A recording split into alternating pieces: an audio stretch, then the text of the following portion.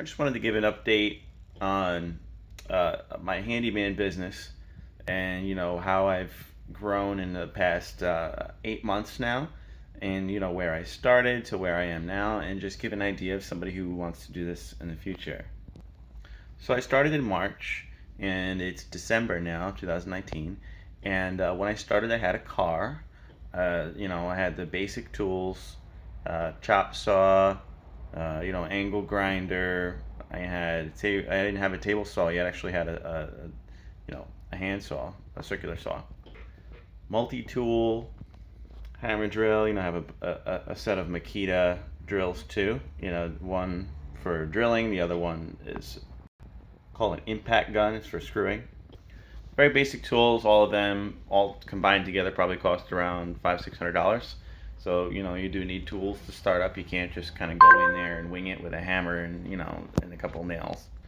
I was blessed, as past couple of years, I'm a handy guy, so I just always invested in tools for my own projects, which is why I had about $1,000-2,000 worth of tools when I started.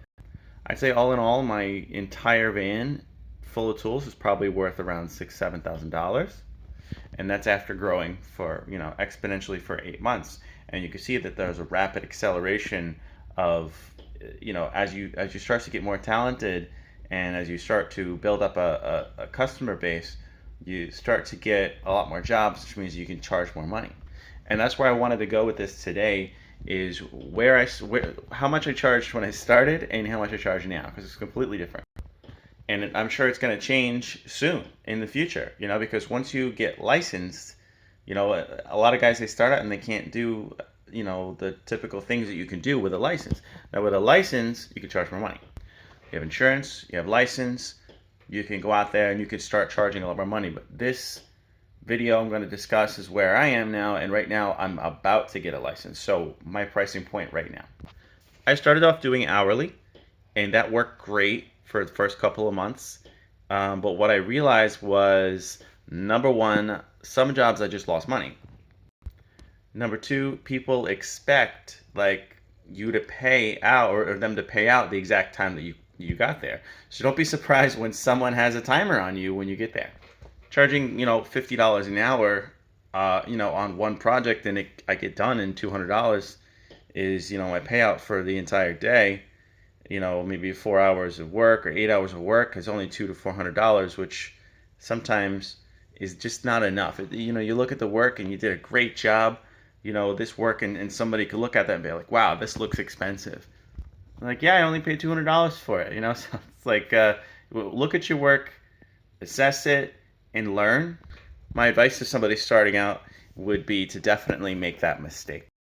Make the mistake of thinking in your head how much time it's going to be, and just go ahead and lose money on a couple of jobs if you have to learn it that way.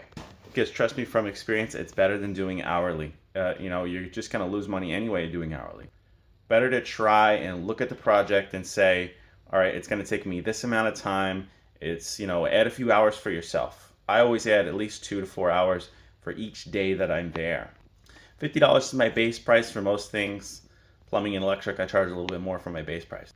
The way that I do it now, which I think is a great way, you think it in your head, how much it's going to cost per day. My full day rate is usually $600. So say if the project's going to take about 2 or 3 days, I'm going to charge anywhere from $600 to $1,200 to $1,800 for my base price. Normally, I only spend 8 hours a day, 5 to 8 hours a day. So that base price is adding at least 4 hours to every day. And what I notice is that people are completely fine with that, because once somebody knows how much they're going to spend, they can budget that for that entire project. So if somebody knows they're going to pay $1,800, they're a lot more comfortable paying you that $1,800. Whereas, even if it took you one extra day, maybe 2 or 3 hours to go in and check your work, and you forgot to do something, still a lot better, because you only worked 5 to 8 hours a day instead of hustling 12-hour days just to make that $600. You worked 5 to 8 hours, just to cover yourself. Now, say one day I came back and it's another day and I'm going to come back and finish my work. I don't have to stress out by working 12-hour days. I could just come back another day and I know it's covered because I added a few hours to each job. What it does is it gives you peace of mind to know that you have a little extra time if you come into a problem that was unexpected. And also, if you finish early and everything went smooth, you get a little bit extra that you can put into your business and invest in yourself. And that's where the past 8 months really was hard for me, because there were some jobs where I just did not feel that I had the right rate and I wasn't feeling appreciated. I also noticed that a lot of my customers, when I was doing hourly, they don't call back because they know how expensive hourly can get. They also just, they don't like not knowing how much they're going to spend on each project. You know, if you go in there and you say, oh, I'm not really sure how much this is going to take because it's a custom project, blah, blah, blah, then you don't learn. And if you continue and remember that this is a business, you're going to have to grow for, you know, a few years before you can learn how to do the stuff on your own.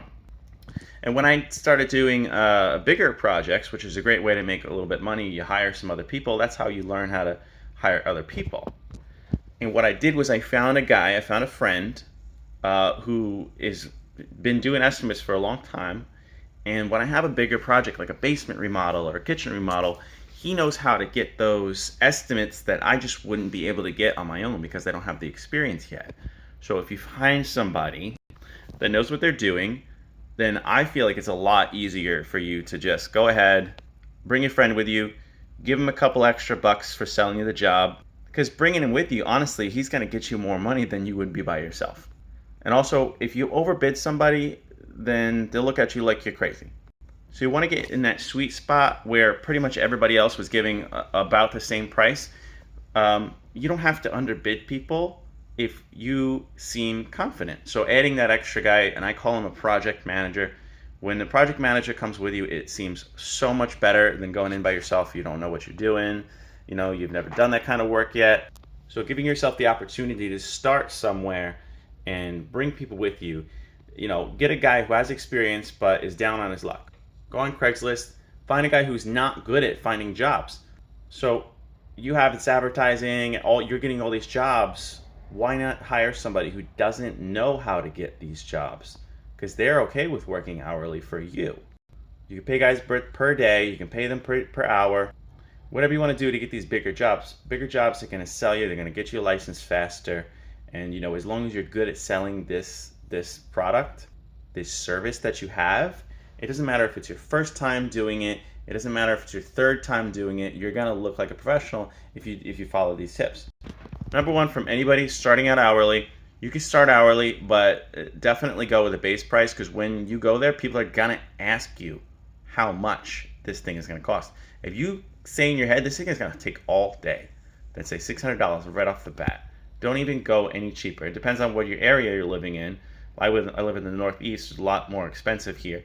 So if you're in another area and you think that's too much money, then get a base price in your head, add a few hours to it, and give yourself the credit that you deserve. Do the right work, do the right research, do the job, and warranty that for the next 30 years, and you can charge more money. I hope that was helpful, and you know, as always, I try to keep updating every couple of months, and I start getting busier and busier, and I start, you know, recording my projects. So I have a couple of time-lapse videos coming out. I hope that, you know, whoever watches this has some kind of a learning experience from it. Because I started from nothing. I started with sticking 2x4s in my car, you know, to having a full van full of tools. So I hope somebody can really take this and run with it. And of course, you know, if you like my videos and you want to give me some credit for it, like the video, subscribe, and hopefully I can keep updating you guys. And if you leave comments, it lets me know that people are listening and watching, okay? So if you wanted to comment, like, subscribe, then it just lets me know that I should keep doing these videos. Peace out. That's less than 10 minutes.